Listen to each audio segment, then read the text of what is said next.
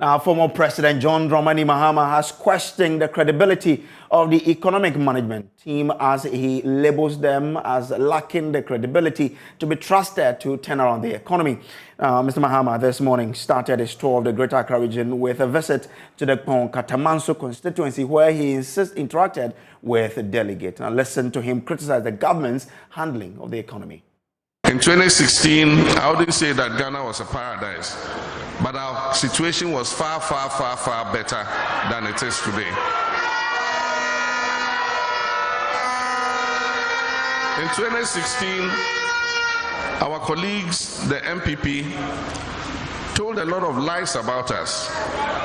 They labeled us as incompetent, and they came with a lot of big and sweet promises to the people of Ghana, and used that to persuade people that there will be a better government than we were.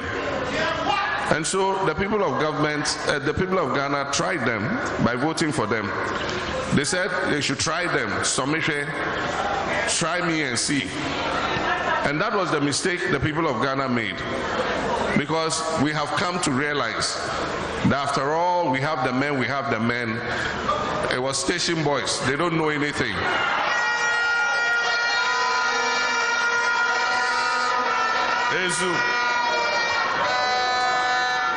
If you take our ministers who were running this country in 2016 and compare with their ministers who are running Ghana today, pound for pound, our ministers were far better than any of them.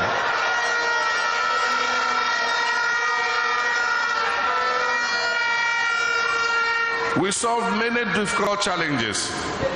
Doomsday was not created by us. It was the lack of generation capacity over the years. And so when we came into office, we were confronted with it. We did not run away. We did not shift the blame to somebody. I could have said President Rawlings and Kufuor and President Mills did not add new generation. That's why. But what we did was we took responsibility. I went to Parliament, I said, yes, okay, you elected us to take responsibility. We take responsibility and we shall fix it. And truly, by the time we left in 2016, we have fixed the Doomsday. Now, according to him, a vote for the governing NPP in 2024 will completely destroy the country's future. In Mr. Mahama's view, the excessive borrowing of the NPP government will have serious implications for the country's future. Speaking to delegate of the NDC at Ningo Prampram here in the Greater Accra region, John Mahama said the NPP poses a threat to the future of Ghana. He said the performance of the NPP has really vindicated his government. That we were incompetent, that we didn't know how to administer. Ghanaians should vote against us, and that when they come, they will change Ghana in 1.5 years. The money is there. I've worked in Bank of Ghana before. I know the money is there. We don't have to borrow to develop this country. Now today, look at it. We are suffering. Teachers are suffering. Nurses are suffering. Drivers are suffering. You remember they said all that.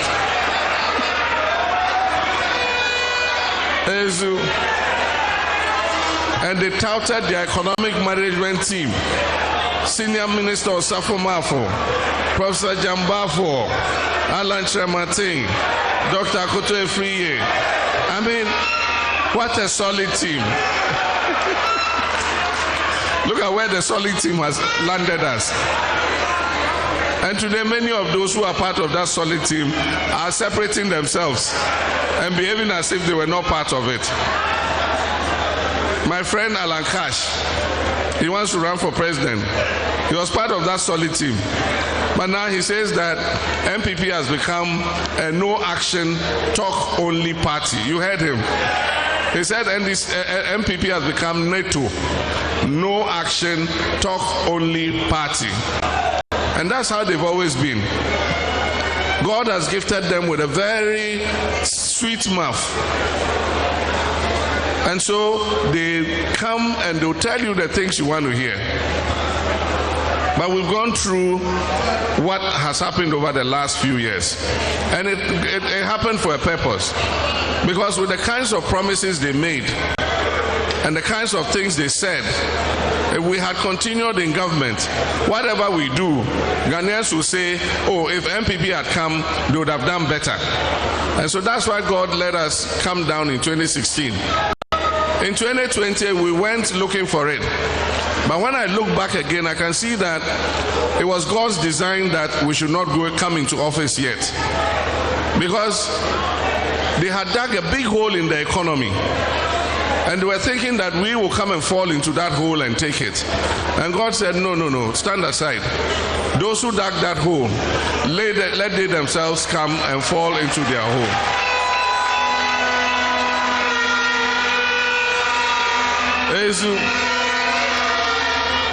Because with what is happening today, if we were in office, we would have had to take the kind of tough decisions that they are having to take. And they are going to sit aside and say, we told you, NDC has come again. You see how Ghanaians are suffering, but they are the ones who have caused that suffering. So let them start cleaning up the mess. And then when we come, we will stabilize the economy, we will build businesses again, and create opportunities for all Ghanaians. Meanwhile, deep cracks still remain within the NDC, even as appeals committees in all regions complete their work today. Now, let's start off from the OT region, specifically the Buem constituency, where more than 80 branch executives are protesting the disqualification of one of the parliamentary aspirants. Godwin Dankwa was last week disqualified by the OT Regional Vetting Committee on grounds of not meeting the minimum qualification. At a press conference, the group warned that if the appeals committee failed to look at their concerns, they would not hesitate to cast their parliamentary vote for other candidates in the 2024 parliamentary election. Spokesperson for the aggrieved group, Aaron Anewu, joins us live with more. Aaron, grateful that you could join us here. Now, the appeals committee sat today on your petition. What was the outcome? Good evening, my brother. And then thank you for giving me this opportunity. Good evening, my brother. And then thank you for giving me this opportunity to speak on this issue. All right, yes, it's true. The appeal committee started their work yesterday at our area. But as it is now, we have sent the issue to the national. So we hope that national will take a good care of that issue so that we can have a peaceful election in the Buem constituency. So for now, that is what I can speak on appeal issues. Interesting. Now, party executives promised to support your petition. We also understand the party executives are were logged in a meeting today. What did they say when they were done with the meeting? Yeah, are you talking about today's meeting? Exactly. What was the outcome? Oh, okay. As for the outcome, as I said earlier on, that we have already handed over the issue to national. So we are waiting patiently for national to come out with a final decision. Okay. So there wasn't any conclusion taking on your petition at the constituency level today? No. Okay. No, there wasn't any final conclusion over there. Okay. So you guys have not decided to take any action until the national speaks, right? Yes. We are waiting for national to speak before any action will be taken. All right. Thank you very much. I'm grateful. Now, let's take you to the Ayawaso West Wogon constituency, where some aspirants were not vetted. Now, one of the aspirants, Moses Berfi Champon, joins us with details of that. So, I mean, the issue had to be that in Ayawaso West constituency, when the party decided that one of the aspirant, John Dumelo, has to be vetted on the day that two others were denied. Now, one of those aspirants who were denied is petitioning for the party to look into this particular matter. What has become of his petition, we'll be finding out. Now, the party will be joining us shortly. Mustafa Bande is the Deputy General Secretary. Will be joining us on what the party has been doing to ensure that they resolve all of these issues and more. This is joining us via Zoom is Deputy General Secretary of the party, Mustafa Bande. Mustafa, grateful that you could join us there. Now, what's the latest on the petition processes? How many has the party been able to resolve so far? Mustafa, kindly unmute for me so we can follow what you're telling us. Can you hear me now? Yes, perfectly. All right, so thank you and good evening to your cherished listeners. So far, we have dispatched various teams to various regions where we have petitions and counter petitions for or against individuals who have been qualified or disqualified, who for one reason or the other feel that they've not been treated fairly or they have a cause to believe that they shouldn't have been disqualified. And also those who have been qualified, but other people or party members feel that they should be disqualified for one reason or the other. So the appeals committee would be hearing on all of these issues. The second leg has to do with that aspect of the election guidelines, Article 4A, which is an issue that will be addressable by the Functional Executive Committee. So the Functional Executive Committee has put together a committee to address those issues. And so as of today, the teams have been dispatched. They will start their work between now and tomorrow. We should be able to have a report. And Head Office 2 is handling the various issues, particularly those ones that have to do with people or persons contesting in one constituency other than the constituency they are contesting. So in other words, say you are contesting in Greater Accra, but your original constituency is in the northern region. Those issues come directly under the jurisdiction of the Functional Executive Committee, for which a small committee has been put together to look into those issues and the merits. So far all the committees are working. Everything is smooth. After the committee is done, its report will come to FEC, because by the guideline, that matter is permanently an issue that will be handled by the Functional Executive Committee of the party. So a report will come from the committee. The Functional Executive Committee will accept or reject, and then we can move forward from there. So when we come to Accra, one of the constituencies that was of interest to a lot of people had to be with the Ayawaso West Wogon constituency, where from the beginning, John Dumelo was given the go-ahead to be vetted. What has been the update on in terms of the other two people who were also vying for that seat?